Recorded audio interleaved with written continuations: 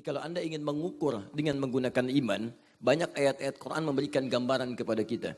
Di antara tingkat kekuatan orang-orang yang imannya kuat di hadapan Allah Subhanahu wa taala adalah apa yang ia lihat, ia dengar selalu mengingatkan dia dengan Allah Subhanahu wa taala.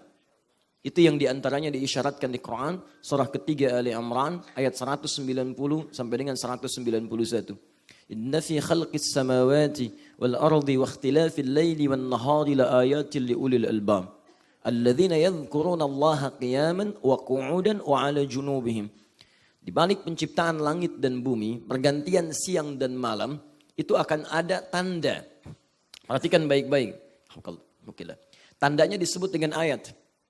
Ya, beda. Ada ayat, ada alamat, itu beda. Alamat dari bahasa Arab, Pak. Ya, diserap ke dalam bahasa Indonesia. Alamat itu tanda yang mendekatkan seseorang pada tujuan.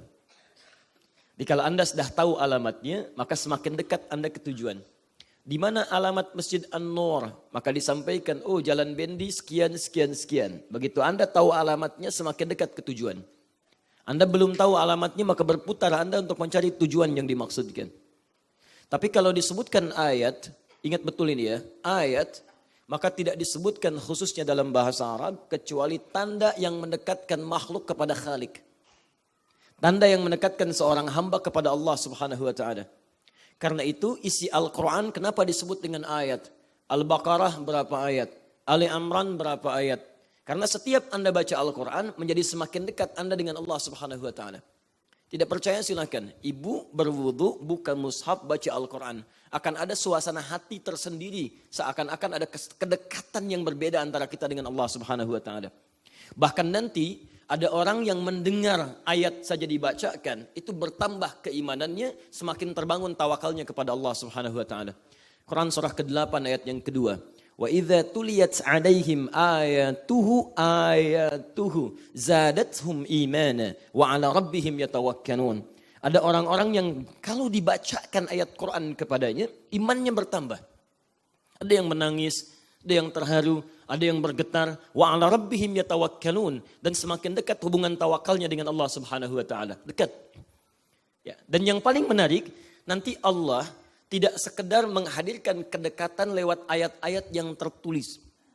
Allah menghadirkan bentangan kehidupan yang dengan semua penampakan di langit, di bumi, darat, laut, udara, dihadirkan tanda-tanda kebesaran Allah untuk menafsirkan tanda-tanda yang tertulis dalam Al-Quran. Nah, orang yang imannya kuat, semakin dekat dengan Allah, maka tanda-tanda alam yang dia lihat ini akan langsung menghujam dalam jiwanya dan memberikan gambaran kedekatannya dengan Allah Subhanahu wa taala. Allah ciptakan tanda di alam untuk menafsirkan secara langsung tanda-tanda dalam Al-Quran. Maka ditafsirkanlah Ali Imran ayat 190 dan 191 tadi, buka di Fussilat Quran surah 41 ayat 53. Sanurihim ayatina fil afaqi wa fi anfusihim hatta yatabayyana lahum annahul haq. Kami akan tampilkan, akan perlihatkan tanda-tanda yang mendekatkan setiap hamba kepada kami. Lihat fil afaq, di seluruh semesta, darat, laut, udara, di luar bumi dan sebagainya. Jadi begitu antum lihat, mohon izin, maaf ya, kalau ingin ukur tingkat keimanan kita, coba malam lihat ke langit. Begitu lihat bintang, kalau Anda hanya merasakan kekaguman melihat bulan yang bulat di hari-hari ini, bagus ya bulan, standar. Ya, standar.